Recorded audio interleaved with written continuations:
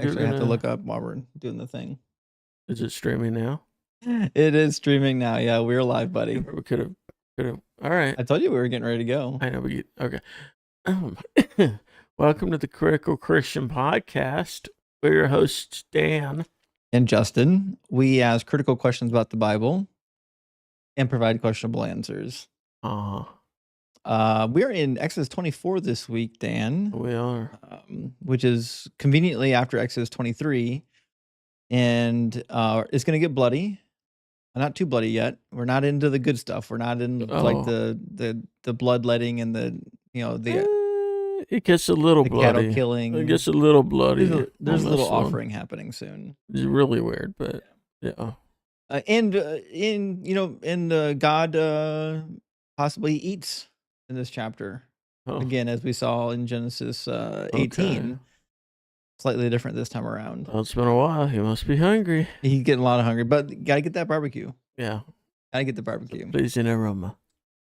It really is. Let's jump right in. You've got verse 24:1 selected out to get. Let's go ahead and read it, bud.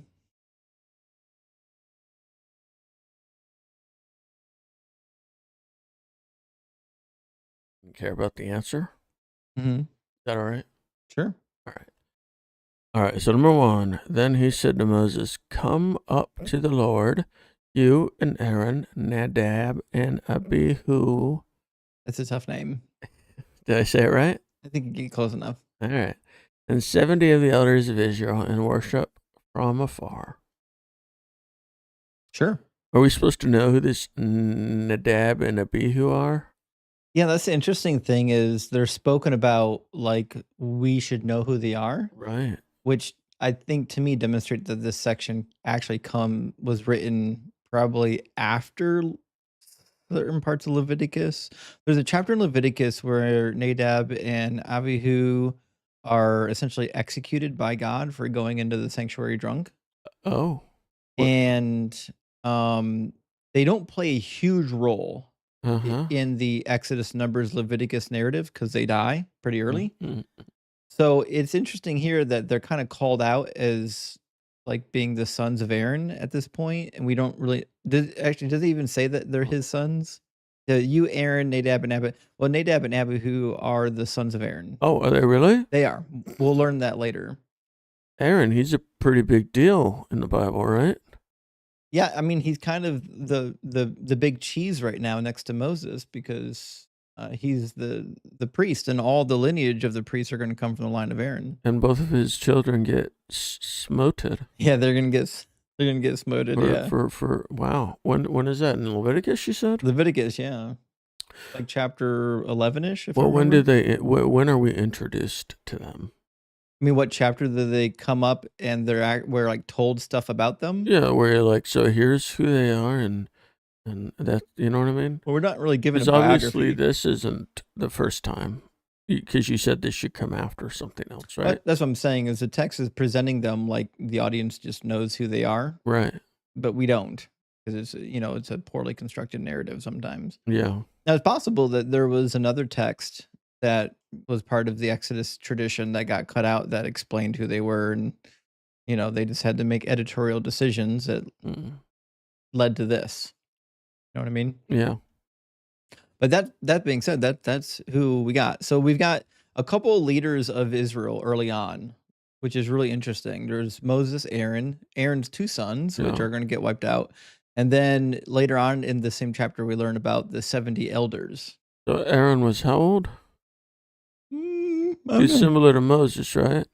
Now Moses, he had children, right? Well, they both lived to be 120, both Moses and Aaron. Yeah. I'm trying to remember what the age gap was. But I mean, his children have to be, old enough to be leaders. Yeah, here's the interesting thing, because remember at the time of the burning bush, Moses was already 80. Okay. Aaron was only a couple years different than Moses. They weren't very far off. Okay.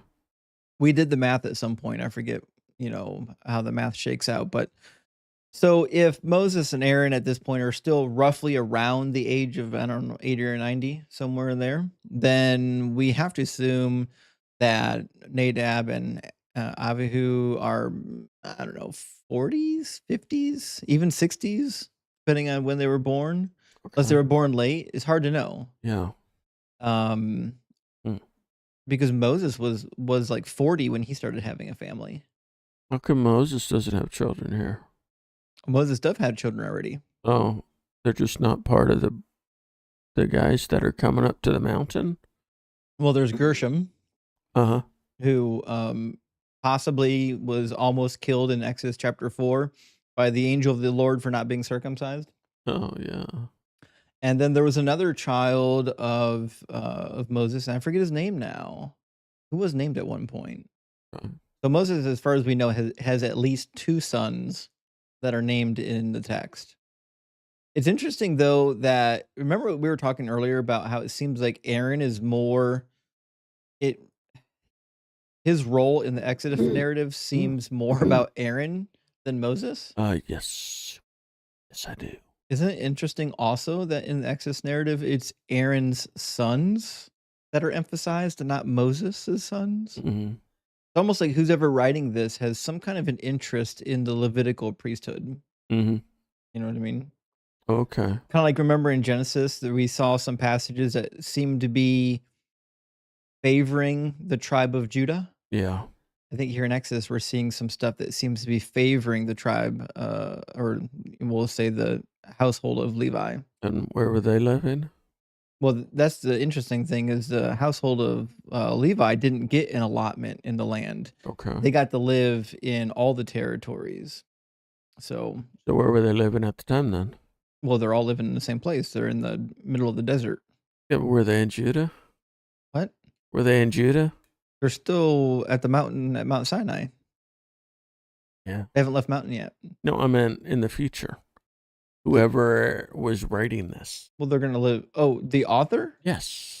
I haven't looked to see if this text is listed as a Yahwistic text or a northern text, but we can check real quick. Okay. I'll wait here. Anywhere. I wouldn't dream of it. If I could figure out where I put the book I was looking. I used the book. Oh, I think I use that book a lot, but I always forget where I leave it. It's in the hallway? What's it doing in the hallway?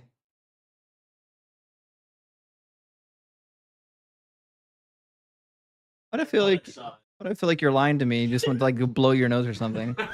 No, you can just say that. You can just say that you have to go blow your nose. I literally don't know where I put the book by Richard Elliott Friedman. Unless it's behind you. Where it's got the sources split out. But I've got a Kindle version of it. I can just pull the Kindle version up and see what he says in that edition. All right. Let me get the Kindle reader.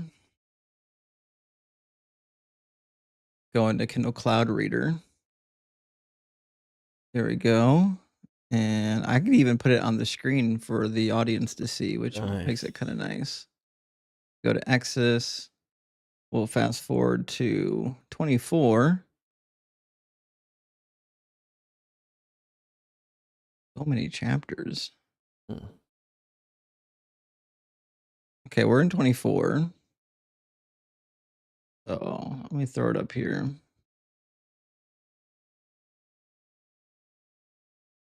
It's kind of cattywampus. But it's got it in dark green, and because it's the Kindle version, I don't recall, but I think the dark green is the priestly tradition. Okay. So that's going to be the P redactor. So that's not really helpful since the Kindle edition doesn't actually have the notes the notes that you need on the individual pages to remind you what the color coding is. Okay. Fantastic. We did it. Is there a book laying around on the shelf? I read that book almost every day. It drives me insane that I can never find it. What's it called? The Bible with sources revealed. That's right here. Right there. I'm gonna paint this thing like bright construction orange and yellow, so I don't have to like look for 10 minutes every time I want to find it. I don't know why I never know where this thing is. All right, so let's see what Elliot Friedman has to say about it. If you go to Exodus chapter 32, There's 34. I mean, 23. 24 is what we want. I'm going to get there eventually. Okay, so we're in Genesis 24. That's not helpful. We want Exodus 23. Okay, so Exodus 23 is in the dark green, which means this is part of the Elohist text. So the northern tribes and the older text. So we'll say the oldest northern layer of redaction. Oh. Yeah. So I believe that. The Levitical priests were pretty important to the north. Oh, okay. So they were part of it. So it wasn't Judah. It doesn't seem that way. Okay. Right. Okay. So Aaron must have been their kind of guy that they were trying to write a backstory for, right? I actually think so. Yeah. I think Joseph and Aaron are like the two heroes of the north. And Moses and probably Joshua are heroes to the south. Okay. Okay. So, but let's read on. Yes. We made it all the way through verse 1. We did. Verse 2? 15 minutes per verse. Not bad. Good thing there's only like 20 verses. Yep. Are we on the screen too? What do you mean? Because it looks like it's just the Bible. We're right there on the screen. Oh, that's what it looks like to them? Yeah. We're on there. We're on the left, and the Bible's on the right. Clearly, yeah. Okay. You think the preview is going to trick us? Sometimes it's on the top, and we're on the bottom. Well, I changed it to a horizontal format. I didn't know that. It's easy to read. But I didn't. Text. Yeah, I didn't know that. You're looking at it right now. Yeah, I know, but I didn't know that. All right. No, because you never watch the videos back. Like you do. I do. Oh. All right. It's good to know one of us is committed to this thing. All it takes. All right. Verse 2. Mm-hmm. Moses alone shall come near to the Lord, but the others shall not come near, and the people shall not come up with him. Right. So everyone but Moses, just stay on the ground. It's for your own protection. Now, please excuse Moses while he looks inside this hat for guidance. No, you can't see. I think that was Joseph Smith that did that. Oh. He was the one that looked into the hat. Oh. I get him confused. I understand. They're very similar figures. Uh-huh. Actually, there is a spot in like Genesis, one of the last chapters or two of Genesis, which the Mormons believe is a prophecy about Joseph Smith. It's pretty wild. Of what? A prophecy about Joseph Smith. What is again? Well, if I knew what it was, I would tell you. I said one of the last chapters of Genesis, clearly indicating that I don't know exactly where it's located. Oh, Genesis, huh? Yeah. That's interesting. I wonder what it is. Well, you can look at it. So if you go to like some of the Mormon websites, they'll have like a list of prophecies about Joseph Smith from the Bible. That's ridiculous. You know, if you look hard enough and you ignore the context of the Bible, like you can put any figure in there and say that the Bible is predicting you. Is that right? Literally anyone. Yeah. Anyone in specific you're talking about? No. All right. But literally anybody. You can find anybody in the Bible if you're willing to play bananagrams long enough. Okay. That game. It's a fun game. No, it's not. All right. They give you a little pouch and everything. Adorable. Oh, well, yeah, right. So Moses and did you have a question here? No, this is just a commentary. What do you?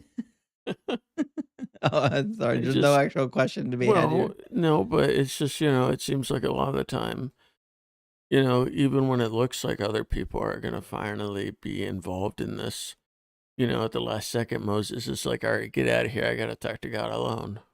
You know what I mean? Isn't it suspicious when a religious leader says they had a private conversation with God? Right.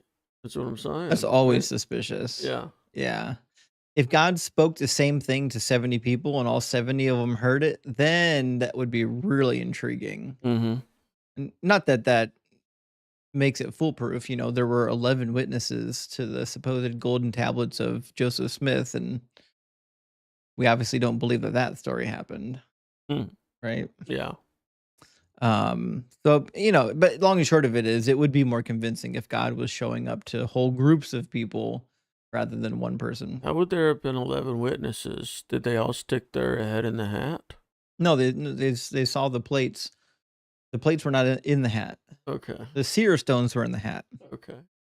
Remember he got the seer stones because he didn't know what Thummim and Urim was, and he called them the seer stones. He put them in a hat, and he wasn't looking at the plates. He was looking at in the seer stones, and the seer stones gave him the translation of the language on the tablets that doesn't actually exist. Oh. Oh, okay. Right. Anyhow, Right. Anyways, the long and short of it is, yeah, there's going to be a mass appearance shortly in this chapter. all right. Well, I look forward to that. Verse 3. Sure. Moses came and told the people all the words of the Lord and all the rules. And all the people answered with one voice and said, all the words that the Lord has spoken we will do. And Moses wrote down all the words of the Lord. He rose early in the morning and built an altar at the foot of the mountain and 12 pillars, according to the 12 tribes of Israel. Now, during this time, there wasn't written language yet, right? Oh, there definitely was written language. Okay. But if these guys were writing, I would assume they're writing it in Egyptian. Okay. Like I mean, theoretically, Moses was learned, so he could have wrote probably Egyptian and Canadian, not Canadian. I mean Akkadian. He definitely wasn't writing Canadian. So like Akkadian and Egyptian would have been both well known within Egypt. Did he learn both of them? We don't know. Did he learn like Phoenician, or any of like the proto Hebraic languages? I don't know, probably not. We don't have a ton of evidence to demonstrate that it was widespread in Egypt, those languages, which is to say that the Hebrew language and its origins seem to come later, right? Okay. So, what's really weird is that we would expect that if Moses actually wrote anything, that it would have been in Egyptian, not in Hebrew. Okay. But we don't have any evidence of that. Right. The James Hoffmeyer has written about this a little bit, and he has noted that there were some, we'll say, like Egyptian loan words in the Exodus narrative, which is he's saying, indicative that the origin story actually did come from some form of Egyptian lore. Just like if I was telling you, like, here's a story that came from France, even though it's written in German. Mm-hmm. Well, it might be true that even though it's written in German, it's using some old French words that have been transliterated or borrowed into the German, which would be expected if it originated in French. Mm-hmm. I think that's kind of the argument that a lot of people have made, is that, the Exodus narrative does have some elements that appear to have been kind of stolen from Egyptian. But Mm. I don't know if that's good evidence, but it's interesting. Yeah, I think I need more than that personally. I understand. I get it. Yeah. Another thing. So, I'm probably just flaking on this, but did the 12 tribes of Israel hold any significance yet? Um, Not yet. So There's the way they talk about it again is like as though it was already meaningful, right. Right. but we don't really know to what point the tribes were really well segregated in Egypt. Mm-hmm. It talks about them as though they kept that segregation while they're in Egypt. Mm-hmm. That's it's kind of a weird thing to do because they went down as one family, right? And then we're talking about them now, and they're coming out theoretically, 430 years later, or whatever Yeah. range you want to adhere to. There's multiple ranges in the Bible, but they're coming out many centuries later. I just feel like it's kind of weird that they would come out and already like know all of their ancestry Mm-hmm. and like know which tribe they belong to.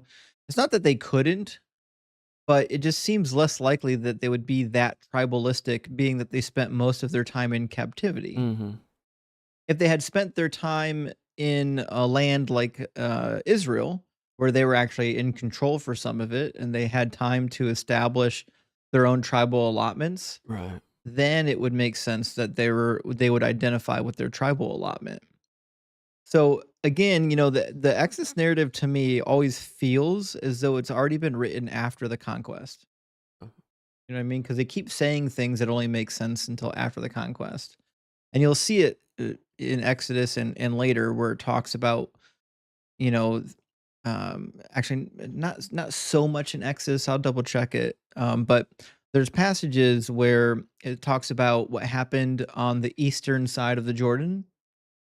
Well, they're writing from the western side of the Jordan if they're saying that. Mhm. Like, if I wrote to you and said, like, imagine next month, you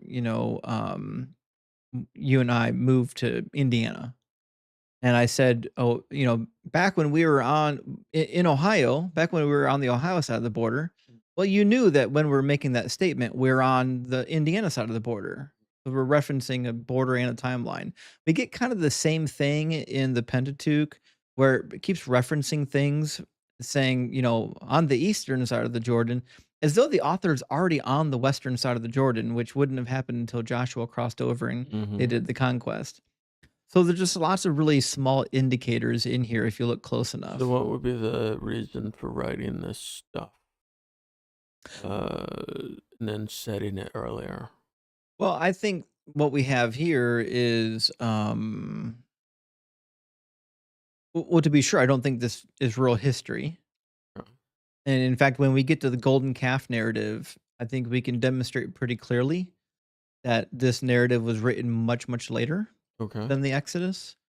Because there's stuff that shows up in Exodus, like chapter 33, I believe, 32 and 33, um, where it's literally there's a word for word quotation that comes straight from the book of Kings. Oh. Um, Mm. Clearly indicating that whoever was writing both narratives both narratives were probably written roughly around the same time. So the guy who copied from Kings was not very smart, Well, I'm just right? suggesting that the Exodus is looking back on history, but it's doing it from a much later time period. Mhm. And I think we can see that there are instances in Exodus where it might be using some pretty old manuscripts, some really old traditions Yeah. as it's weaving the story together, but it's weaving it together with traditions that are actually quite late as well. Like the one we're reading right now about going up on the mountain and having everything segregated into the tribes of Israel, which is something you wouldn't expect, having a family that grew large and they're just now coming out of slavery. Mm. You know what I mean? But either way, let's keep reading. I think we just did verse 3 and 4. But the 12 tribes are going to be really important here in the coming chapters. You're going to see a lot of segregation Mhm. among the 12 tribes. I can only assume that this is to prepare them for going into the promised land, so each tribe will take over their allotment. Mm. But yeah, it's definitely looking forward. Huh. Hmm. So you think this was written, I mean, not just after the Exodus, but I mean, this was probably written, if I had to guess, shortly after the reign of Jeroboam and Rehoboam, Mhm. because we're told in the northern tribes after the kingdom split, the king of the north set up two golden calves and says, here are your gods who brought you out of Egypt, which is identical to what Mhm. happens in Exodus. And what's funny in the golden calf Exodus narrative, Mhm. what does Aaron say? Aaron says, there's only one calf, by the way, Right. but it says, here are your gods who brought you out of the land of Egypt. Identical to what it says in the book of Kings, Oh, which is weird considering that they theoretically only built one calf. right. It seems that whoever wrote that part of Exodus was doing a commentary on Jeroboam Mm. or the king of the I always forget if Jeroboam was in the north or Rehoboam. I think Rehoboam was in the south and Jeroboam was in the north, Are but they related? brothers. Makes sense because they have similar names. Yeah. But they were brothers, but they're on opposite sides? Essentially. That must have been awkward. Yeah. For holidays, Well, I don't think they were getting together. Thanksgiving, Yeah. Christmas. Mhm. Yeah. All right. Alright, the long and short of it, though, is that Exodus has a lot of signs that it's been written much later. Okay. Now, there are some signs that indicate that it was some parts are written early. I just don't think this chapter is one of them. So, what does it mean that it was written later? Does that matter? I don't think it matters. I 'Cause, think it's interesting. it would still be I mean, the idea is that it's the same story. It's just that because it was written later, other stories were intertwined with it that may not have been true. Well, whether it's Something I don't. to be sure, I don't think any of it's true, but I think it's interesting because if you know when it's written, Mm-hmm. then you can see when the author or the editor is making commentary on things. Mm-hmm. Like, and we see that all the time. Even so for example, when you look at like official White House press briefings, Mm-hmm. well, not during the Trump era, but every other era, they'll say things about entities that they don't like, but they always say it kind of like sideways. You have to kind of read between the lines. We find the same thing in the Bible. We find parts that clearly seem to have been written later that are, attempting to provide some between the lines commentary on things happening at the time period that it was Mm. being written. Why would they have done that? Why wouldn't they? Like we already discussed in the Cain and Abel narrative and in the Jacob and Esau narrative and in other narratives, there's always this emphasis of the younger son being blessed and the elder son Right. losing his blessing, Yeah. which seems to be a commentary on Judah Oh. Okay. being the younger son who takes the blessing from God from Israel, the northern and the older son. That feels pretty on the nose. Right. Which is to say, when they were writing this, I mean, obviously this had to have been stories that have been passed down from generation to generation. So it's Right. not like they could really easily change it to fit a current narrative, right? Right. But what you can do is when you have a body of texts and you want to make one that is integrated, well, you can pick and choose the texts that seem to favorably predispose your people group, and you can even modify it slightly. Like you can always change a story if you do it slow enough and over time. And a classic example is the Epic of Gilgamesh. Very old story, Mm-hmm. but if you read like the eldest, like Sumerian edition and compare it to like the Neo-Babylonian edition, there's a lot of changes, but you can track those changes throughout time when they're introduced. And I think one of the most classic changes that they make is the earliest narrative, the cedar forest, which is very important in the Gilgamesh epic. The cedar forest was traditionally in the Zagros mountain range, which is basically near, ancient Babylon, is north of Babylon.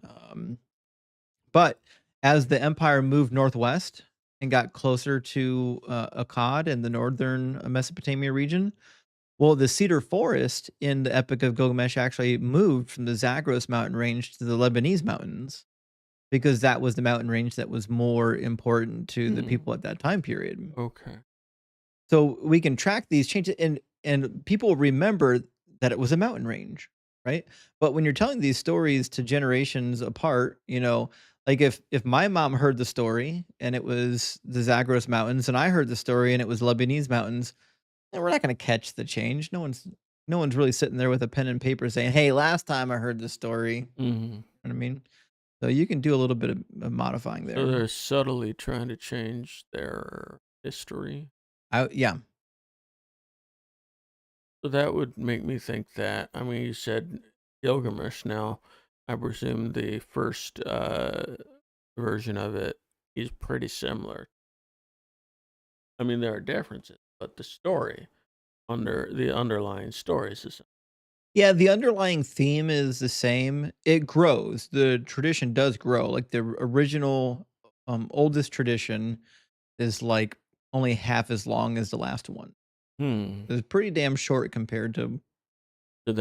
So what I'm saying is for Exodus, there could be an underlying truth that they're just building on, right? Sure, and to be sure, like I do believe that there was a group of people that left Egypt, and this was part of their cultural memory. I don't know when they left. I don't know how they left, but they obviously didn't like Egypt, and they got the flock out of there. Mhm.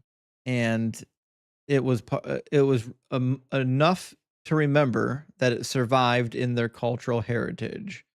Now, do I believe that like a sea split or that like manna and quail came from heaven? No, I don't believe that.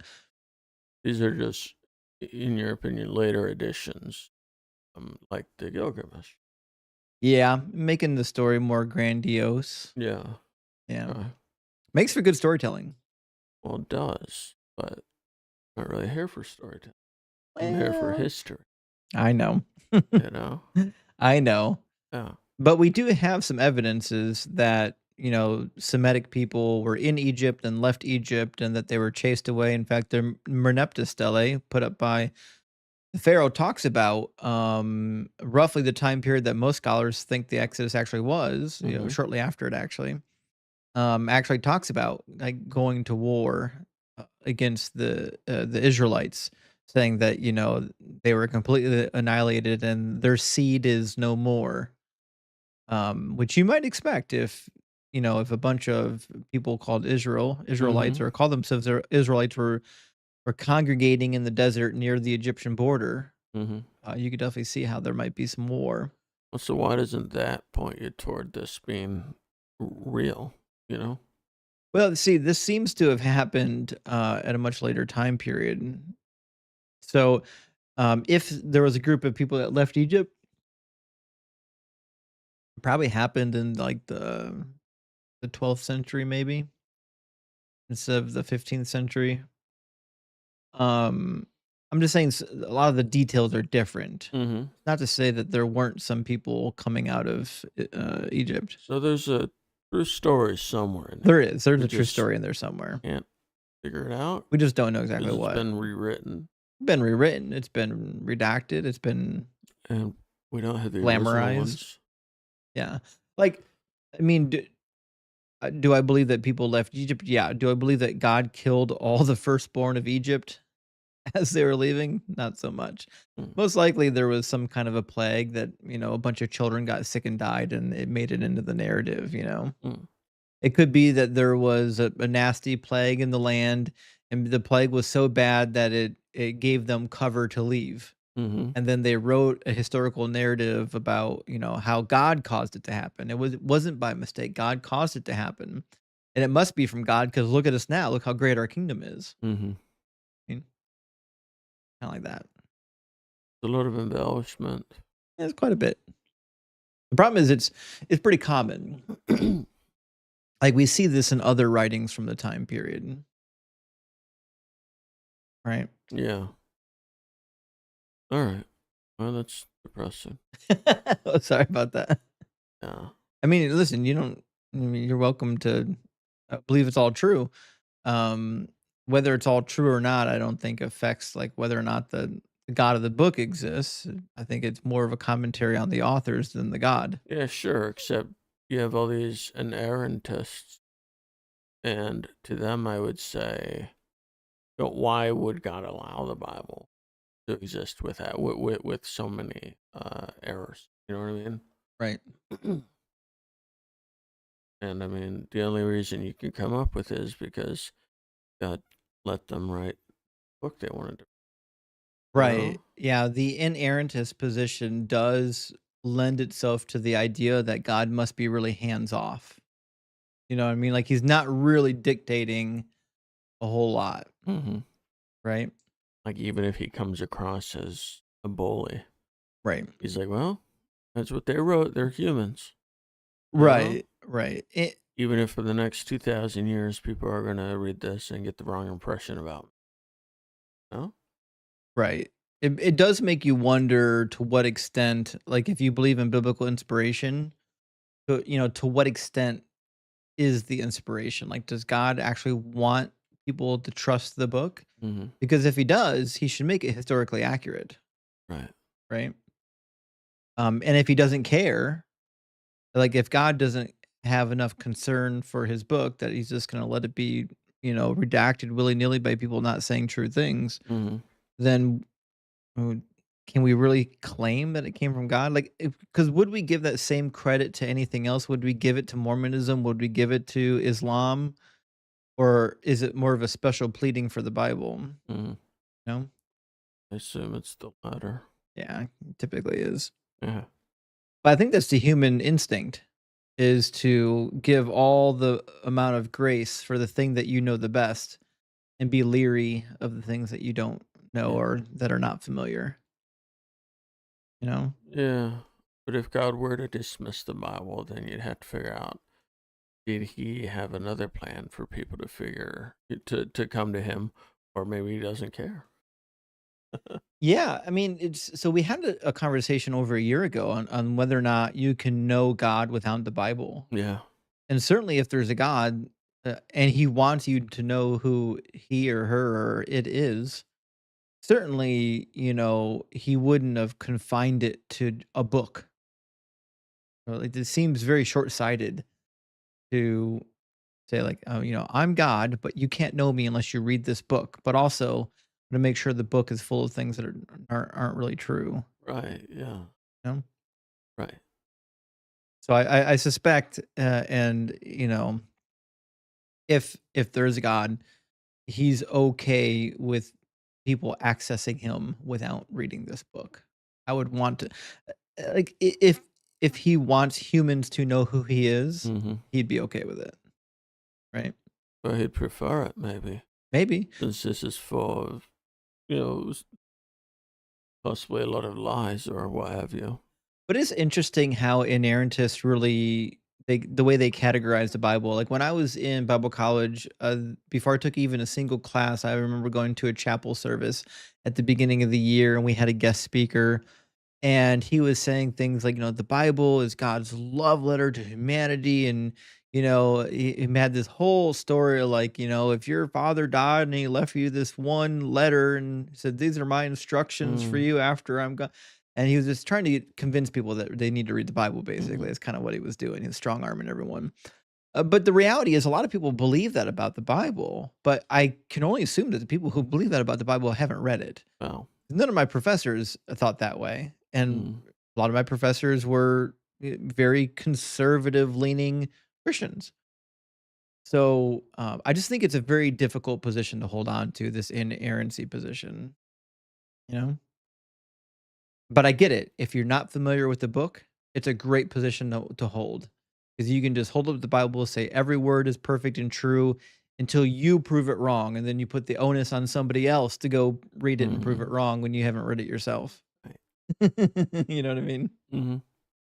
I used to be in that camp when I was young. Before I was in Bible college, I used Mhm. to have that position, and a good friend of mine that we dialogued online, he was an atheist, but he was never in the faith at all. He was just like a lifelong atheist. Mhm. He said, "Justin, the problem that you have is that you just assume that it's true until someone has proven it wrong." And he goes, "But like you haven't attempted yourself to go through and prove it to be true yet. You're just assuming it's true." And he challenged me that summer to read through the Bible and see how much of it I could prove to be true, and it turned out a lot of it I couldn't, almost none When of it I could prove when to be true. when was that? Oh, shoot, this be back in 2007 or 8, Oh, really? long time ago now, yeah.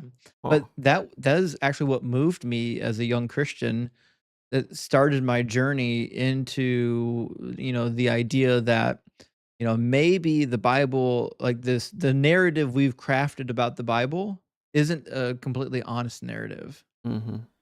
because we're just telling people that it's true without actually taking our own time to determine if it actually is true.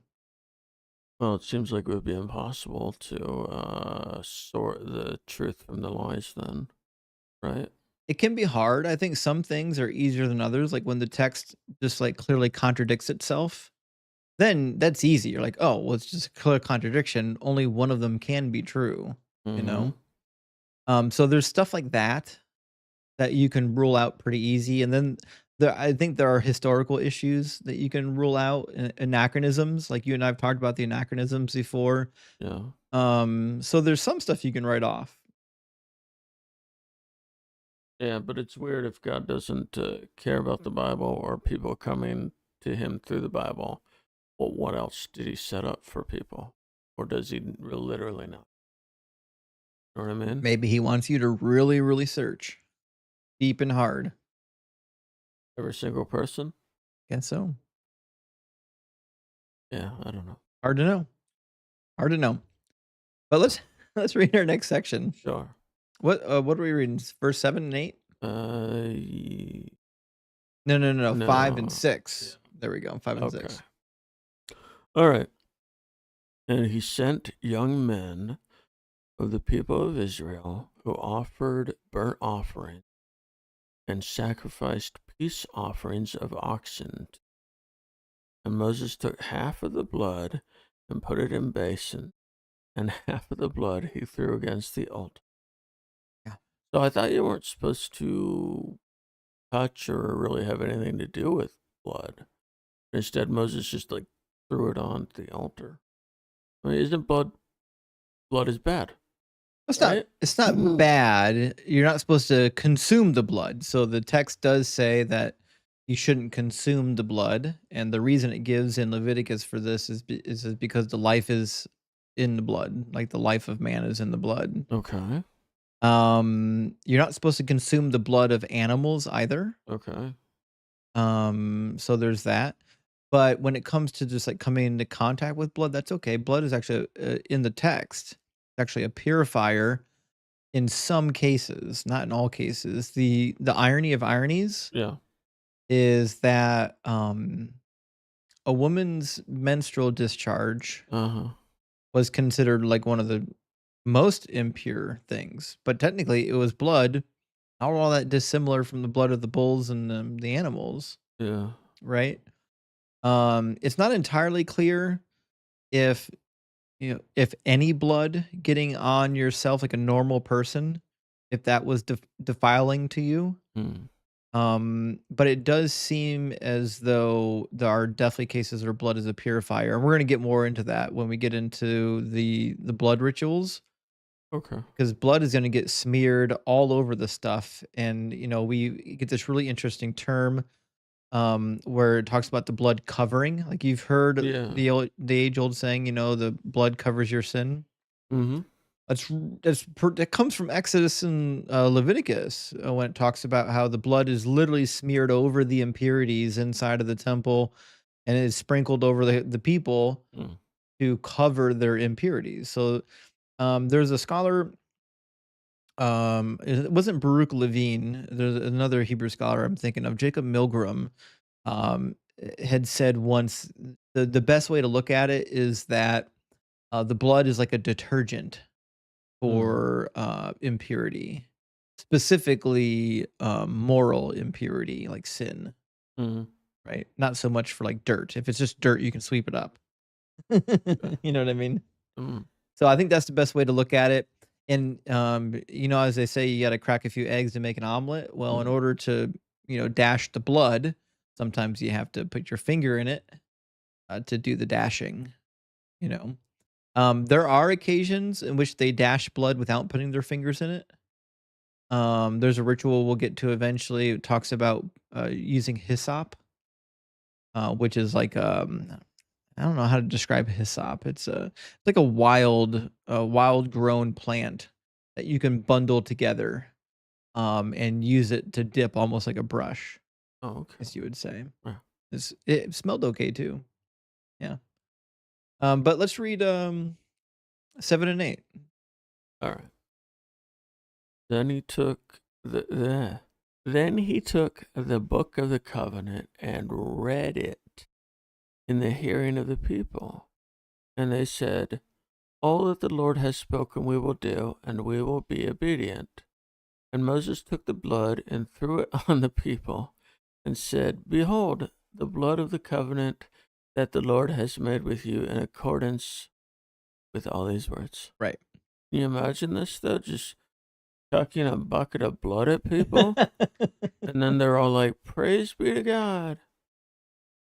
Yeah, so that's a good question, which is how much blood did they get, right? It says that he dashed it on the people, which would lead you to believe that he sprinkled it, right? I was thinking more like, Shamu when he flashes them with the water. Yeah, but here's the thing, okay, okay.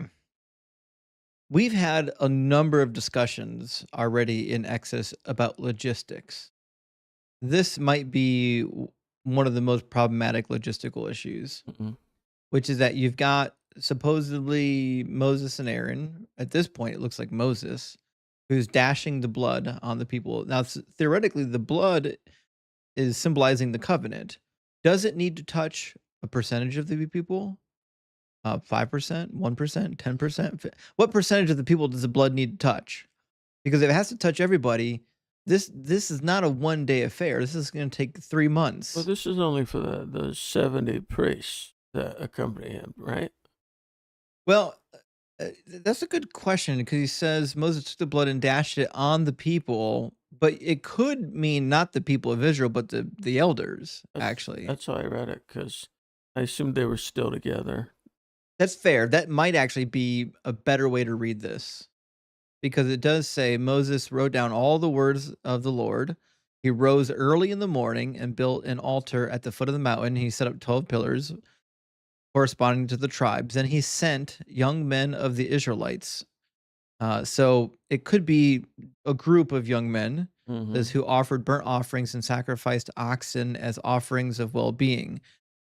So it could be that when it says the people, that he's referring to this group that he got together. Right. And that would make more sense. I could see Than that. 2,000,000 people, yes. Right. That'd be a lot of blood. It certainly would be a lot of blood, but it's just, most of the time in Exodus when it talks about something happening to the people, Mhm. um, it's usually the people of Israel. Right. In fact, maybe we can look that up. It's Exodus 32, 8, 34, 8. I don't know why I keep saying 32. Says concerning all the words. Oop, is it 32? Wait, what? 24, 8. Moses took blood and dashed it on the people. Here's the blood of the cup. Okay, yeah. So that's 24, 8. We're in Exodus 24, 8 right here. I don't know why we're in the King James edition. Try that. There we go. Interesting. So it says Moses took the blood and sprinkled it upon, or all just means on or at Ha'am, meaning the people. It doesn't say the people of Israel. I've seen sometimes where it will say the sons instead of Ha'am, meaning the sons of Israel, but it'll translate it as the people. But we don't get that here, so we don't really know who the people is. But I like your solution. I think your solution is a good one. Right. I think the people there are probably the people that he just called. You know what I mean? Mm. It just makes the most sense. Okay. Should we do So, mhm. what is this, Book of the Covenant? Well, prior when the 10 commandments were given, they were written on tablets, and those tablets, were the book of the covenant, weren't they? Oh, that's the 10 Commandments? Yeah, and let me grab those again. What chapter did that come up? I already forgot which chapter we hit the 10 commandments. It's been too long. Oh, yeah. Right. Was it chapter 20? Yeah, chapter 20 There you go. has our 10 commandments. It says God spoke all these words, so on and so forth. And then he gives all the words.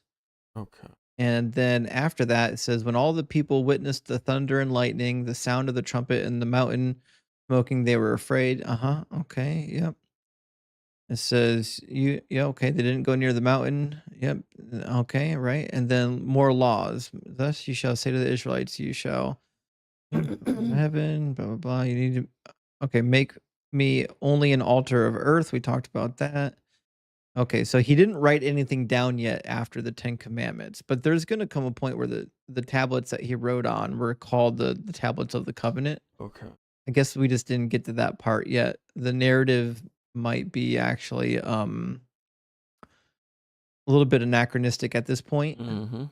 where it's talking about the writings, even though we haven't got to the point where he commanded them to write them down. In Okay. fact, let me see if there was a command yet in Exodus. Because in Exodus 17, he does write. It says, "Write this as a remembrance in a book and recite it in the hearing of Joshua. I will utterly blot out the memory of Amalek." That's the first time he had to write something down. And then he doesn't write again until he gets the second set of commandments. He gets the second set of commandments after he breaks the first set. Mhm. Um, so it seems to me that what we've got is something out of order. Exodus 24:4, Moses wrote down all the words of the Lord. That's the chapter we're in now. That might be what it's actually referring to, because they're in the covenant ceremony right now. It says Moses wrote down all the words of the Lord. He arose early in the morning and built an altar at the foot of the mountain. So if I had to guess, when it talks about the tablets, it's got to be referring to the tablets from verse 4. Here is the blood of the covenant that the Lord has made with you in accordance with these words.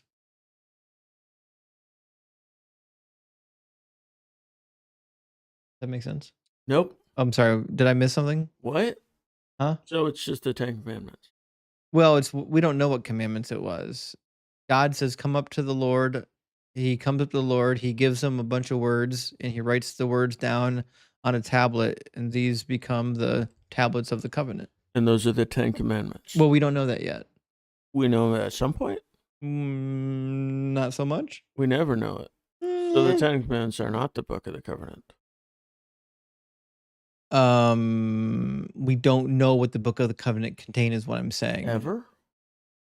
Well, okay, so most scholars postulate that the book of the covenant, we talked earlier about Exodus 21 being referred to as a covenant code. Okay. So the basic theory is this: Exodus 21 and perhaps Exodus 20 and Exodus 23 were the oldest strata of later in terms of the legal codes that were given. Those were originally placed into a text referred to, we call it the covenant code.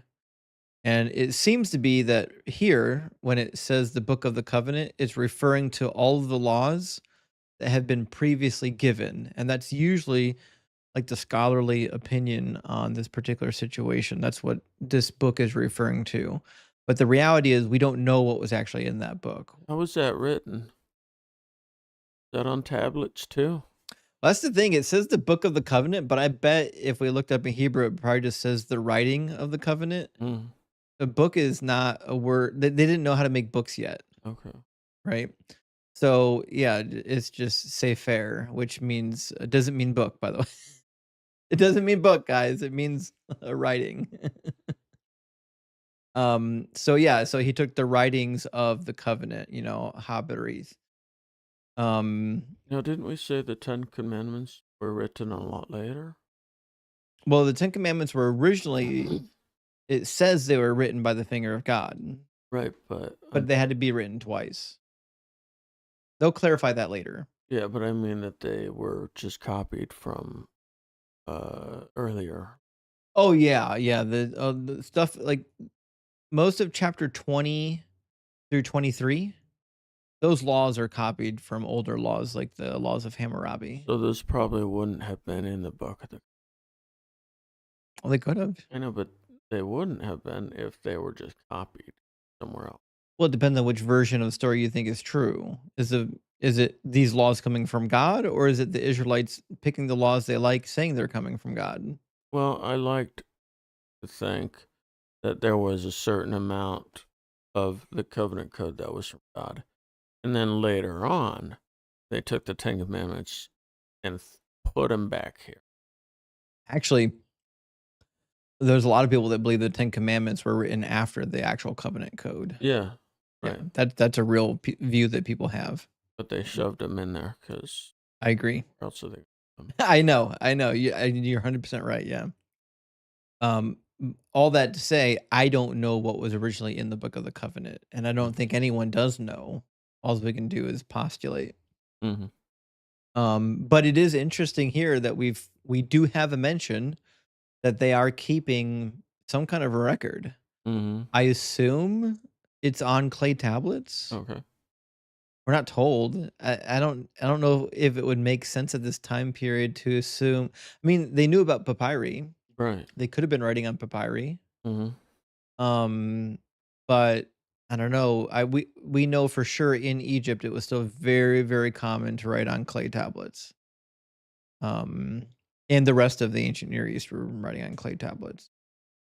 Um, but that doesn't mean they couldn't have been writing on papyri. I don't think they were using animal skins at this point.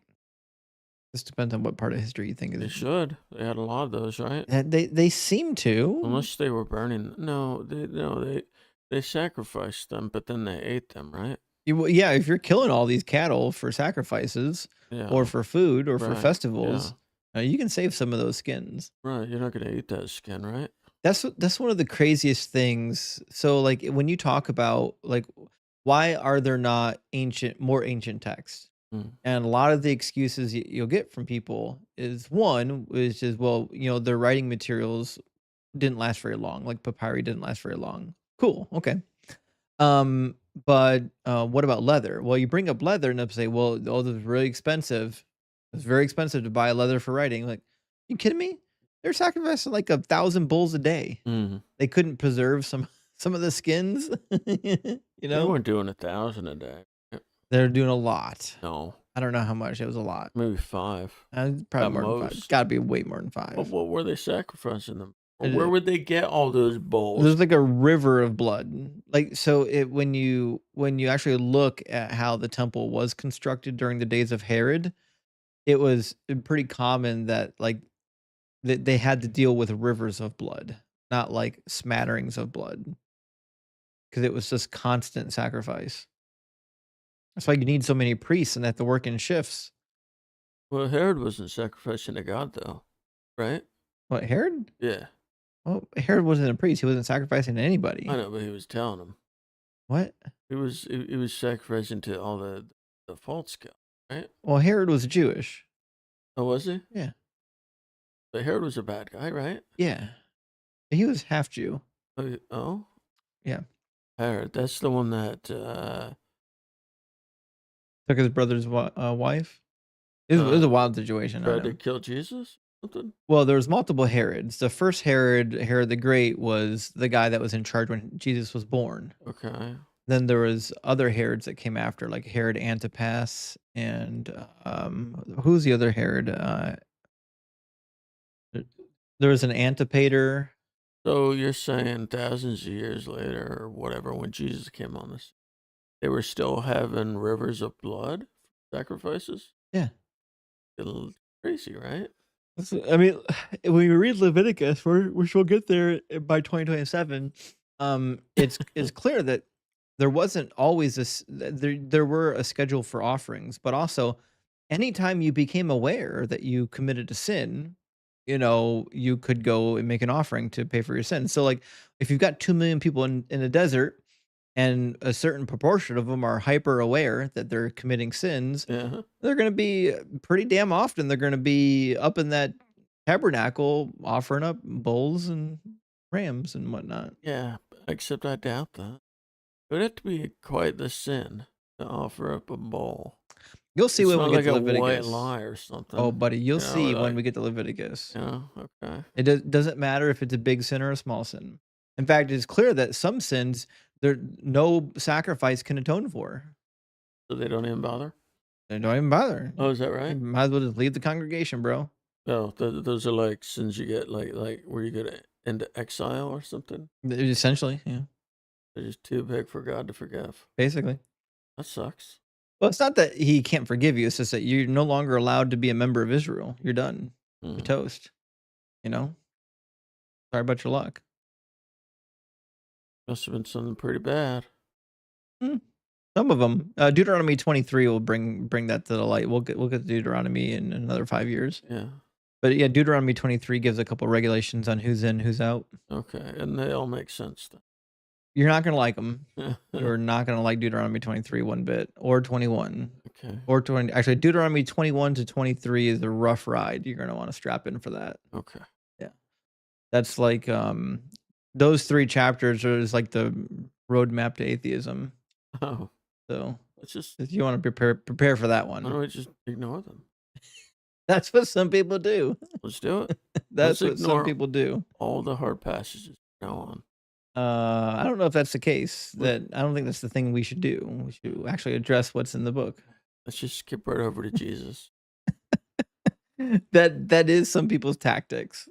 Good tactic. I understand why they would do that. There are some apologetics for those chapters. They're not good apologetics, but there are some. We'll cover them when we get there. Right. All right, let's read the next section, verse 9 and 10, huh? All right. Then Moses and Aaron, Nadab and Abihu, and 70 of the elders of Israel went up, and they saw the God of Israel. Dun, dun, dun. There was under his feet, as it were, a pavement of sapphire stone, like the very heaven for clearness. I don't know what that meant. So God, so there's a ground made of sapphire stone, and God is on top of it. That's the firmament, baby. Oh, so this wasn't actual stones. They were being like poetic. Right. Yeah. No, it's a pavement like sapphire stone. Oh, but it was actually just the sky.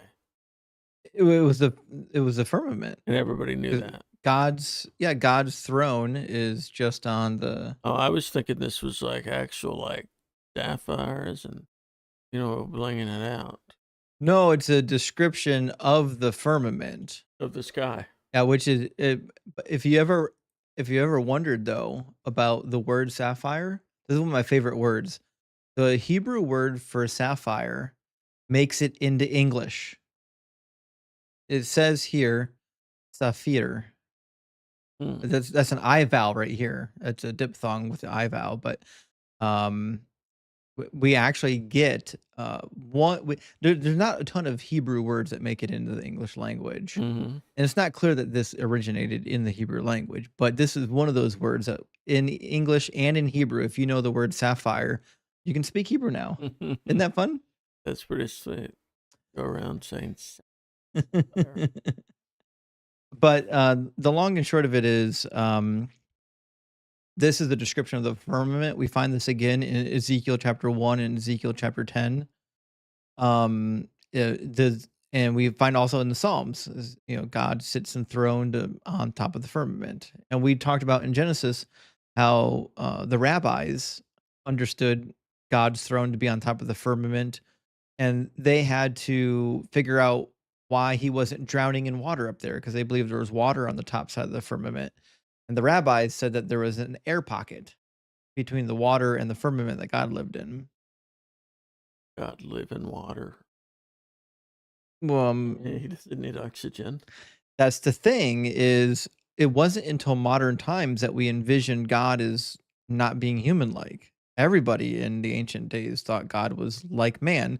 That's why it says that man was made in the image of God. I mean, I'm not saying God isn't like man. He could be. It's just I doubt he needs. Why wouldn't he? He made oxygen. Well, his spirit is breath. The word for spirit means breath. All right.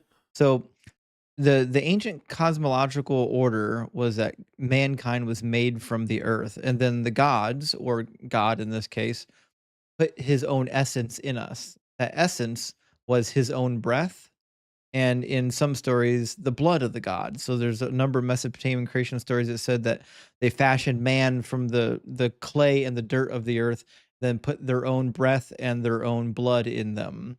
That's why we see God blowing life, breathing life into Adam. This is not a metaphor. This is actually what they believe. This is why mankind was able to live. That's why Leviticus says that the life of man is in the blood, because it was given by God. When you stop breathing and you lose your blood, you lost the two things that are from the gods, that kept you alive, Hmm. right? And if the gods have blood and the gods have breath, and we are made in the same image as the gods, it's assumed that the gods were a lot like us. There's a really good book written on this by Esther Hamori called "When Gods Were Men." Really good book. It's a pricey one for anyone watching. You're gonna fork over some money, but it's an amazing book. The reality is, in ancient times, they just believed that men and gods were roughly similar, but the gods were more like superhero Well, who versions. made the world then, or the universe? The gods. But they made it with oxygen so they could breathe. Well, that's the Or thing is they don't know anything about oxygen. They don't know anything like that. okay, They don't know what breathing is. They don't know that humans breathe. huh? They don't know what breathing is. Humans don't know. They don't know what the act of breathing is in the Bible. Mm, yep, I assume they know what that means. they don't. Okay.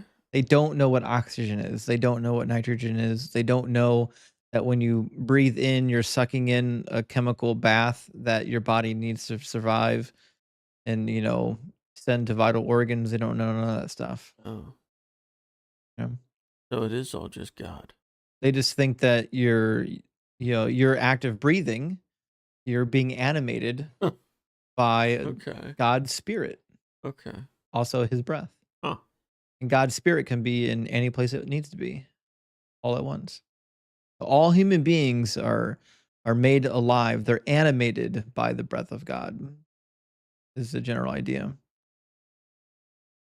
which is pretty in line with what the foreign cultures believe. They believe that they can mold from the earth, they can mold an idol, and that the spirit of their particular God can dwell within it. Mm, Hmm. So the firmament is separates Earth from space, right? essentially, yeah. Is that what it is? Yeah. Yeah. So is the only reason they describe it as sapphire like because sapphires were worth money? Because What color is sapphire? well, it's blue, but I mean, This color of the sky, I I'm know. sure, but there are a lot of things that are blue that aren't worth much, right? Sure. So why didn't they describe it like that? I mean, they had to have described it like that because it was worth something, right? Because it's sapphire is translucent, and it would be a perfect material for the firmament Did from their they viewpoint. Was sapphire worth something back then? It doesn't matter if it's worth anything. It matters what it looks like. Their explanation is a visual explanation. Like when you look up, what do you see? You see the firmament. Well, what the hell is that thing made of? Well, obviously it's made of sapphire. It's blue. It has nothing to do with money. That's silly. Well, that's what people believe. That's why, we find elsewhere in the Bible, it says that it's hard like a cast metal mirror. The Egyptians thought that it was made out of various metals. Um, there's lots of theories in the ancient world about what it was made out of. Hmm. The Hebrew edition that it was made from something like sapphire, I think it's the best of them. I think that's the best like guess in the various religions as to what the firmament was made out of. I mean, there were worse Yeah. ones than that because that's pretty bad. There was one Egyptian tale that thought that it was actually made out of polished bronze. Pretty wild. Is polished bronze, does it look blue? No. Okay, then that was a silly guess. Yeah. Okay. Yeah. I know it's weird, isn't it? Yeah. But that was one of their explanations for why it was blue. I just didn't get the concept of being on a planet floating in the middle of space. Well, they did. They believed that there was nothing outside of the earth. I mean, they saw space at least, stars and all that. No, that was in space. The stars are in the firmament. Are they? They're part of they are part of the sky. They believe all Oh. those things are like you can like nearly you can throw a stone at them. Oh.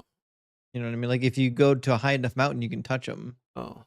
They have no concept that there's anything outside of the firmament. But of course it is. Out of the first. Obviously, yeah. Obviously, Okay. yeah,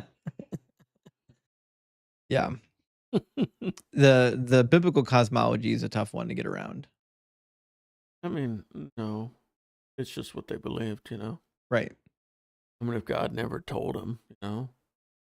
right. But when you get to like chapters like Exodus 24, when it says the elders went up on the mountain and they were basically seeing God on top of the firmament, brings up some difficult issues, which is why. Well, if they went up on a mountain and saw God, why would they see a firmament if there's no real firmament? Excuse me, what? If there's no actual firmament, then in Exodus 24, nobody should be going up on a mountain and seeing the firmament. Is there a firmament? What I'm saying, yes. Okay, so there is. The pavement of sapphire stone is the firmament, And they saw that? according to the story. Okay. But we know it doesn't exist Why not? because there is no I firmament. know, but it's the sky. Not. The sky looks like a sapphire. But the firmament was not the sky. You don't think? Firmament was the most outer layer of the sky. Yeah. It's, it's hard. Firmament is a solid structure. That's what the Latin word firma refers to. That's why we get the word firmament in English. Okay. It's a hard structure. It's a pavement. And so what was the problem? It doesn't exist. No. Oh. Okay. But they would still see something. And they probably What would they see? the sky. And they probably were not allowed to touch it or anything. Right? But they can already see the sky without the mountain. You don't need to go up on a mountain to see the sky. Right. What I'm saying. They went on the mountain and it gave them visual access to something they didn't have visual access to before they went on the mountain. Okay. And what was that? God's throne room on the firmament. Okay. But that's unlikely because mountains can't actually poke through the firmament. Mountains aren't high enough and the firmament isn't real. Oh, I mean, it's a separation of the sky and the space. It's not. No, in real life, I mean. In real life, there's no firmament. Yeah. Well, I mean, there is. There's not. It's like when you shoot a rocket and it breaks through from the earth and gets into space. You know what I mean? No. That's the separation part. Like the Van Allen belt? Like the radiation belt? What are you talking about? I have no idea what you're talking I'm about. not an astronaut, but you know the part. No, listen, the part where when okay, so if you're really high up in the sky, and you jump out of an airplane, you fall down. Mm-hmm. But if you're really high and you're in space and you jump out of an airplane, you just float. You can actually orbit, yeah. So that's where the firmament and it separate. Is the part. So gravity is a separating point. When gravity on the planet is no longer strong enough to suck you in. Yes. If you're moving fast enough. I mean, you could not move at all in space. It wouldn't fall to the ground. You think they went up on the mountain and they saw that? I'm just throwing it out there, all right? Okay. You tell me there's no firmament. I'm telling you there is. There's not a firmament is a hard structure. Comes from the Hebrew word rakia. It means to hammer out. It's the same thing like when you hammer out shields or dishes of bronze or whatever. You know. But that firmament was just a separation. No, I told you it's a firm structure. That's what firmament means. Well, I know, but I've heard of words like that have that are spelled the same but have different meanings. But I told you what this means. Yeah. Firmament comes from the Latin firma, meaning a hard surface. I'm just saying I didn't know that's what you're. That's why we call it a firmament. Maybe. But if you read like I wonder if the NAB does it, the NAB revised edition, but I know the NRSV does it. Actually just calls it what it is in Genesis. It says a dome.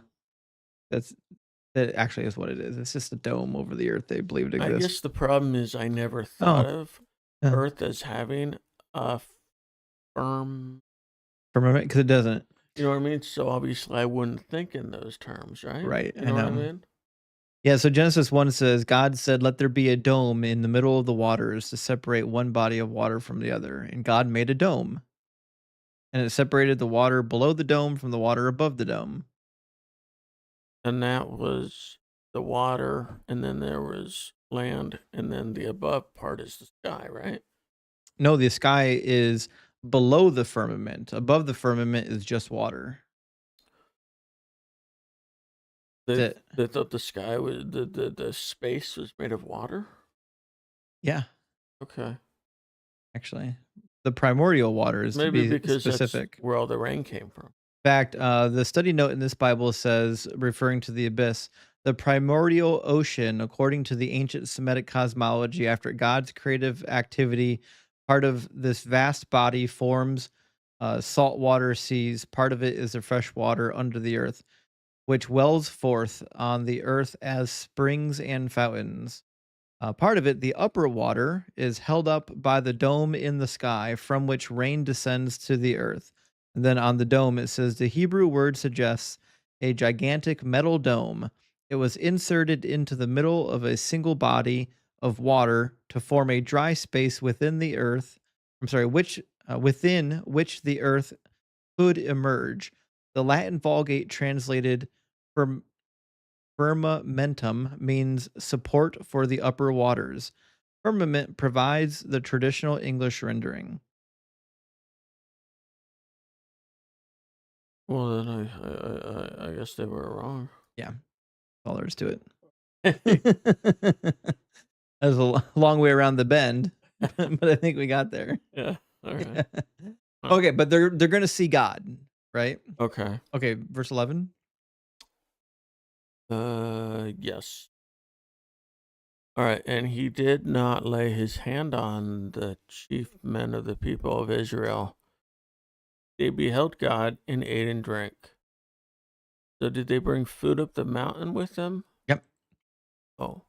So why did we need to know that God didn't lay his hand on them? Well, I assume because they were in God's territory now. And he didn't, so they wanted people to know that God didn't kill them or something? Yeah, they went up to God's turf, and God was like, "All right." Why didn't they just say it like that? Hmm. Be like, and God decided not to kill them even though they were on his land. Right. That would have made more sense, right? Right. It made more sense, yeah. Right. Huh. It is interesting that it says they saw the God of Israel too in verse 10. And Yeah. then in verse 11 it says they beheld God. Okay. Which is an interesting situation because in the New Testament, on two different occasions in the book of John, Jesus says that nobody has ever seen God. Yeah, except that's not true I because know, I know. we know Moses saw him, right? Yep. Because he saw his ankle or whatever it was. And Abraham. I don't know, maybe. Abraham sees Yahweh in Genesis 18, and Moses sees the backside of God. Yeah, that's what I said. Theoretically, it does say in Exodus like 33, it says that Moses spoke face to face with God as a man speaks to his friend. But then, like, just like 3 paragraphs later, it says that no one has ever seen the face of God and lived. Like, okay, sure. Okay. You got to sort that one out. um, but yeah, this is interesting. The Old Testament is actually pretty clear on the fact that some people actually did physically see God, Mm-hmm. which is kind of an interesting idea that God made himself known to Mm-hmm. 70 elders Right. plus some, right? I mean, if God really wanted these 2 million people to follow him, that would be a good way to do it. I mean, a better way would have been to show himself to all 2 million of them. But, otherwise, these 70 people, elders, these important, you're going to listen to them probably. 70 witnesses does make a more compelling case. Yeah. You know what I mean? Mm-hmm. I can get in line with that. Yeah. Yeah. I mean, it's for their time period too, like 70 people claiming to see God wouldn't have been as remarkable as it is today. Now, if 70 people claim they saw God, they'd probably want to lock them up or something, think they're insane. Or just It wasn't as remarkable. no, I mean, in the ancient world, they believed that gods were everywhere. You can encounter the God at any time. Yeah, but nobody actually did. Right? Most people didn't. I mean, people claim to Why? because they believe they did. Oh. Same way they do today. People falling on the floor, believing they're drunk in the spirit and speaking in tongues Yeah, and but they're not seeing God. Some of them do. In fact, I was just listening to a lady today on TikTok that claimed that she was visited by Jesus, knew what he looked like, and that was, hand selected by Jesus to preach a message to people. I assume she looked white to her. Yeah, he's a little bit white. Is that true? Yeah. Basically, whatever he's, painting they have on the wall. Yeah. There's no shortage of crazy people claiming to see gods, but I think it was more common at this time period, people would have taken you seriously. Oh. Nowadays, we put you in a loony bin. But Or on Twitter or TikTok. yeah, or on whatever, TikTok, yeah. whatever. Or you become a famous evangelist. Yeah, yeah. Like, Ernest Angley, used to tell a story when he was visited in his room by God as a young man and called to be a minister, and how, like, his bed levitated off of the ground. It was a crazy story. But, there's some of that. Yeah, he's a bad man. Alright, verse 12? The Lord said to Moses, "Come up to me on the mountain and wait there, that I may give you the tablets of stone with the law and the commandment which I have written for their instruction." Dun, dun, dun. So God is the one who wrote the laws on the stone tablets? It seems to be, if you keep reading Exodus, that the stuff that God wrote were the 10 commandments, Okay. Oh, and the okay. other stuff, the stuff that Moses wrote, was the Book of the Covenant. And you should just be able to ignore all that then, right? Because Moses wrote it? No, God told him to. Well, God didn't tell him to write all of that stuff, right? Sure he did. Some of that stuff was weird. Well, God spoke it to him, remember? God was God like, said, "These are the laws that you shall set before them." treat your slaves nice. Well, yeah, exactly, yeah. So people knew how to read back then, or? That's the thing, is some people knew how to read, not a lot. Well, But you didn't need a lot, you just needed somebody who can read it out loud. would the priests, the 70 priests, have been able to read? A lot of priests were trained, yeah. Okay. In fact, a lot of your priestly training would have been in the reading. But when you had a temple structure, there's a lot of people that worked there other than just the priests. Mm-hmm. So not all of the people working there would have known, but certainly some of them. You know. But yeah, there's a really interesting character we're about to get introduced to. But let's keep reading. So he goes up to the mountain, Right. and he hasn't received anything. Wait, He did. wait, what? No, Huh? wait, he already got the 10 Commandments. Right. So what does he getting this time? Well, the 10 Commandments were spoken to Moses. They weren't written to him yet. Oh, is that right? Yeah. Oh. Yeah, if you go back to chapter 20, it says God spoke all these words, right? Oh. So he didn't write them down just yet. God spoke it to him, and then he Yeah. spoke all these laws, and then he cleansed the people, and then he called the elders up to the mountain after they've been cleansed. Oh. I mean, obviously, you got to cleanse yourself before you just walk in the God's Why did he tell holy Moses space. all the things and then later write it down? Well, yeah, I think he's only writing down the 10. Yeah. And that's what it says later in Exodus, is what I'm saying. It doesn't say it in this verse. So God calls Moses up and says, "Here's the 10 Commandments." He didn't say, "Here's the 10." No, go back. Well, here's it in my words. Now go back down and chill for a bit, and I'll write them down on stone for you. Oh no, there's way more than that. We're gonna get there. He's up on the mountain for 40 days and 40 nights, talking to God, and then while he's up there, the Israelites rebel. They make the calf. Right. Moses Yeah. takes the 10 Commandments on the tablets down with them, and then breaks them. He has to go back up the mountain and get more of them. So later on in the story, it's going to tell us what was on those tablets. The 10 Commandments. Yep. We just don't know yet. Oh, well, Yeah. You have to read ahead to know, one of those situations. I assume everybody would have known that, though, right? Well, a lot of people know it, yeah. Right? Yeah, most people. Maybe they should have put the 10 Commandments from chapter 20 after this one. Maybe. You think? Yeah, well, I think the 10 Commandments are out of place, to be honest. I think they put it in the wrong place of the book. I agree with you there, and we talked about that initially when we were reading that section Yeah. about how it looks like they were completely inserted, Mm. didn't follow very well, and if you actually removed it, the story reads better. Yeah. Yeah, I agree with you. Or at the very least, after they introduced the tablets from God to Moses, right? Right. That would make more sense. Maybe. No, it would. Sure. I believe you. Nice. Okay. Alright, let's move on. We're on 13? So Moses rose with his assistant Joshua, and Moses went up into the mountain of God. I always thought Aaron as Moses' assistant, you know? So did we talk about Joshua much before this, you know? No. He's kind of a new introduction now. But he's apparently big deal. Big He's a deal. very big deal, actually. And yet we don't even know. I mean, we learn about him later, I presume, or I mean, just wait until you get to verse 14. oh It's gonna boy. get even deeper. Whoa. And he said to the elders, "Wait here for us until we return to you. And behold, Aaron and Hur are with you. Whoever has a dispute, let him go to them." Right? I thought they were already on the mountain. Well, he went higher on the mountain. Higher. At least that's how I was So reading it. God's saying, Moses, come up further. But now Joshua's involved. Right. Isn't that weird that he wasn't mentioned until just now? Yeah. Why would they leave him out? Actually, why? Yeah. Right. If he's that important. Right. I mean, Aaron's two sons that did nothing got higher billing. You know. Mhm. Mhm.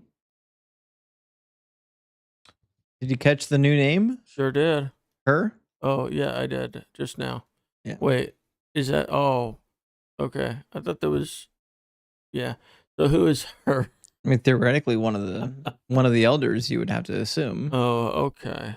right? I assume that was one of Aaron's children. I don't know if it is. Let me see if where else he shows up, because he does show up elsewhere in the Bible if I remember correctly. Um, but I don't really recall. It always reminds me though of the movie Ben-Hur. Yeah. But that's a different time period. Yeah, so her does not show up in Genesis. Does not show up in Exodus until the verse we're in right now.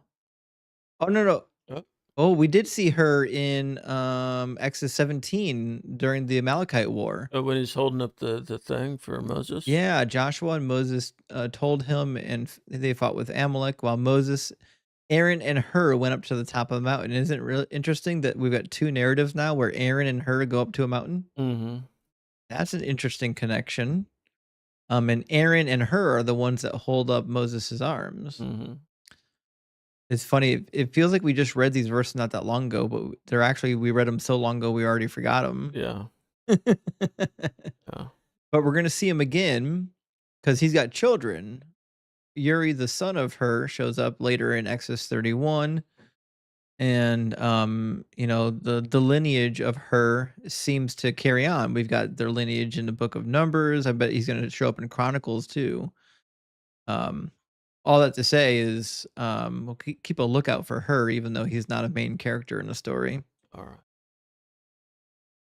So, Aaron and Hur are there being judges, Mhm. despite what I thought already occurred, which is to say that there was a system in place that divided and subdivided people, right?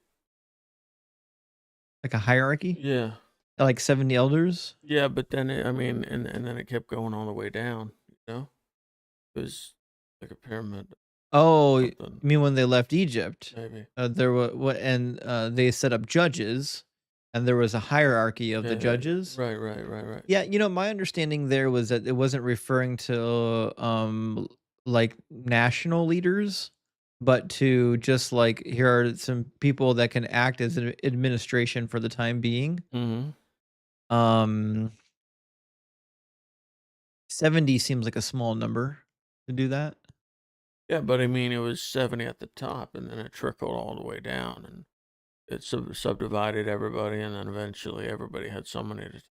Certainly could have been 70 at the top for sure. So I was surprised that they decided they still needed Aaron and Hur to basically be the top dog judges. But I guess that's probably just where Moses was at that time, right?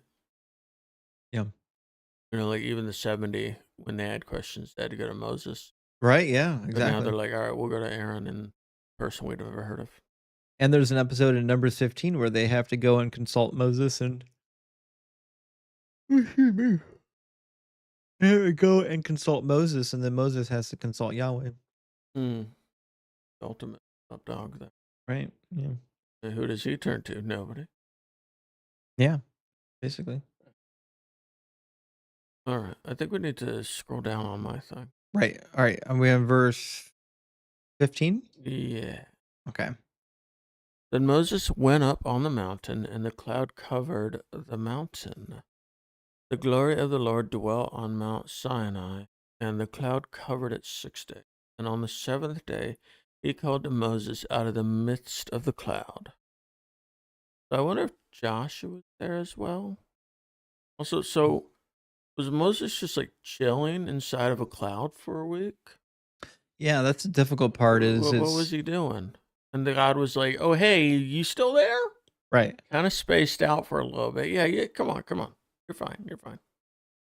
Well, here's the ambiguous part, because they were just on the mountain, Yeah. and they saw God with their eyeballs. Right. And now it's saying that the glory of the Lord settled on the mountain. What does it even mean? And how do you you know what I mean? Are we to assume that the glory of God was basically just a cloud? But like, this isn't unique. Clouds settle on mountains all the time. That's a pretty normal occurrence. I mean, God was a cloud many times previously. Sure he was. Right. So yeah, he was. But it is interesting that no one can see him. Presumably, if he's still there, visibly, he's being obscured by the cloud. Or the cloud is him. Or he is the cloud. Yeah, for sure. Yeah, certainly. But so, what was Moses doing there for a week? For 40 days and 40 nights, you mean? No, because on 15 it was only 7 days there. It says, the cloud covered it for 6 days. On the 7th day, he called to Moses out of the cloud. Yeah.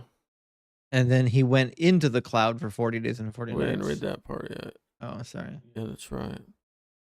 So he was just out there. I guess they're just chilling halfway up the mountain. That's what I'm saying, for a week. Just 3/4 of the way up the mountain, or just waiting for God to be ready for them. Perhaps, yeah. Yeah.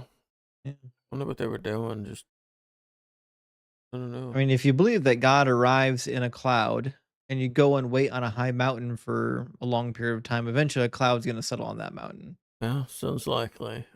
Oh, so they waited for. Does seem that way. They decided this. Must be. Oh, all right. And on the Sabbath day, on God's day of rest, he said, "Okay, now I'll go talk to him." Yeah. Not working today. Got some time off. Yeah. Oh, all right. That's super. It gets real fun in 17 and 18. You want to grab that? Sure. Now the appearance of the glory of the Lord was like a devouring fire on the top of the mountain in the sight of the people of Israel. Moses entered the cloud and went up on the mountain. And Moses was on the mountain 40 days and 40 nights. So first it's a cloud, then it's a devouring fire. Yeah. Now, I understand fire purifies, refines, what have you. But I'm not sure why God liked clouds so much. What did that represent? I don't fully know, but God being represented as a cloud comes up a lot in the Torah. Yeah. Yeah, it's very common. I mean, I understand fire. The pillar, I got it, But you never hear about a refining cloud. Refining cloud? Yeah, my translation says devouring fire. What's yours say? Devouring fire. Oh, yeah. Yeah, that's right.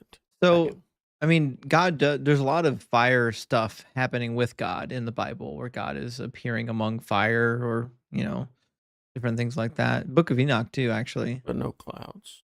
Yes, Well, clouds. clouds too. I know. I forget it. I'm just trying to figure out the symbolism. I don't actually know. I don't fully know the symbolism with the fire.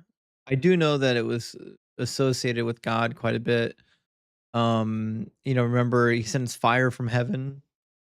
Same thing with the book of Job when some of the servants are killed. It says God sent fire from heaven to kill the servants. Mhm. There's so definitely this idea that like fire can fall from heaven. And my theory has always been, I think some people associated lightning with fire, Okay. and because sometimes lightning could strike the earth and set things ablaze. Mhm. And I suspect that they actually associated lightning with fire at certain points in time, Mhm. right? So it would make sense if God is up there that there's going to be fire up there too, because I mean he's sending the lightning. He's the one sending all the lightning fire. Mhm. Right? Obviously, he's got, like, buckets of it, and he's just handing it out. That's where lightning comes from, is clouds, right? Well, lightning is a little more complicated than that. Lightning actually is, when the charge of the earth, the negative charge of the earth has got so much, um, resistance, or it's got so much, energy stored up, in the cloud system that the resistance between the cloud system and the earth is not great enough to keep the plasma from forming My from the. my point is, you know that, but they probably didn't know. No, of So course maybe not. when they saw clouds, they also thought of lightning and then fire. Sure, yeah, that's what I'm saying. Yeah. No, I said that. Oh, I agree with you then. We agree. Okay. Yeah. So wasn't Moses already inside the cloud? So he entered the cloud again, Well, I don't think so. It says, on the seventh day he called to Moses out of the cloud. right? And the cloud was calling to Oh, Moses. so he was not. Well, no. What? Oh, so Moses was okay. So Moses wasn't inside a cloud. Right. God was the cloud, and Moses was outside of it. And then God is like, "Hey, come on into me, the cloud." Right. Okay, all right. So he was in that cloud for 7 days, and then God had him stay for an additional 40. So I'm just gonna guess this number was chosen out of symbolism, because otherwise, what is there to Yeah. talk about for a month, Basically. right? I mean, I guess I would have a lot of questions to ask God, but who knows what Moses was thinking, right? Mhm. Yeah, I don't know. All right, Fun story. It's would be crazy, right? A whole month there, about to get real crazy. What was he eating the whole time? probably manna. Yeah, gotta eat something. Actually, no, he doesn't. Right? 40 days is a long time to go missing. Yeah, but he could just be drinking mountain water and be fine, right? Can't you go a long time without eating? Didn't Jesus go like 40 days with a fast or something? In the wilderness, yeah. Remember that? Mhm. He just had the water, right? Yeah, maybe. I don't even know if he had water. He had water because otherwise he would die. Does it say that in the text? Probably. I don't think it says No, it's that. a given, isn't it? I don't know. Maybe he brought water and we're just not told about it. Well, I'm pretty sure it's mentioned, and I'll tell you why.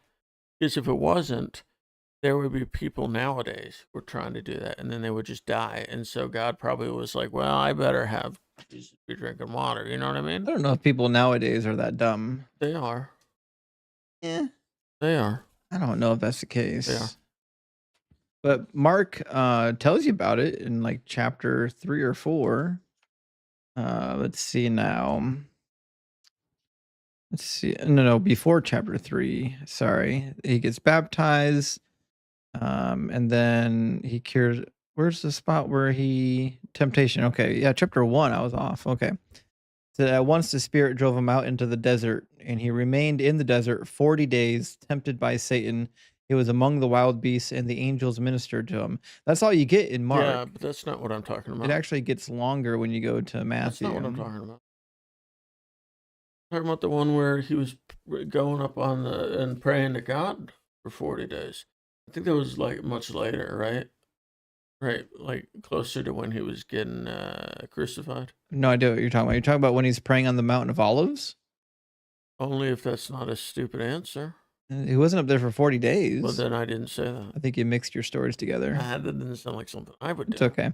In the temptation of Jesus in Matthew, it says he was led by the Spirit into the desert to be tempted by the devil. He fasted 40 days and 40 nights, and afterwards he was hungry. Yeah, I would bet so. The tempter approached him and said to him, "If you are the Son of God, command these stones become loaves of bread." And he replied, "It is written, one does not live by bread alone, but on every word that comes from the mouth of God." Then the devil took him to the holy city and made him stand on the parapet of the temple and said to him, "If you're the Son of God, throw yourself down, for it is written, blah, blah, blah, blah, blah." But I don't see anything about water up in here. Maybe he Okay, had water. well, guess what? Hmm. If he didn't have water, he would have died. Yeah, I mean, theoretically, No, but no, no, because Jesus was not immortal, right? no, he wasn't immortal, but he did have some superpowers, I would Remember how he imagine. got crucified and then died? He did die, yeah. Okay, so But that he did means, also walk on water. but the point is he must have needed the same things humans need. Well, I don't think that's the case. Yeah, he needed water. Did he? Yes. But he didn't need food because humans don't need. Okay, so he can walk on water. Yeah. So he can defy physics. Yeah. But he just can't defy biology. Yeah. He could read minds too. But He healed people's broken bodies too. Like he could defeat biology because he was healing lepers. I mean, If you can heal a leper, you can make yourself go without water for a while, I can't know, you? but if you made yourself go without water, it wasn't really fast. It was be fast for food and water. No, not if you make your body not care. Oh, you mean if you do some sort of magic so that it doesn't kill you? Yeah, then it's not really fast because you're not doing it for the right reason. You can't really have a fast if you're not suffering. I mean, you do bring a good point. If he's going to mitigate the water problem Yeah. by doing a miracle, then theoretically he could just mitigate the whole damn thing by doing a miracle and make himself not hungry. What's the point of being tempted if you're not actually tempted? Right. But then again, the book of James does say that God cannot be tempted. So there's that. Unless he allows himself. I'm sure. Okay. I think we figured it out. Uh-huh. All right. Any concluding remarks on Exodus 24? Boy, I really don't. I know the next chapter's got like 30 verses or something. So we're probably not gonna be able to cram in two chapters. We can't even cram in 2 chapters when there's 15 verses. I have no idea why you think this is the case. It's already been like 2 hours. I know, but I could have. How long have we been live now? Hold on. Just an hour and 42. Almost 2 hours. I'm saying. I don't know fit- why you think we're doing 60 verses. I could have spoke a lot more quickly.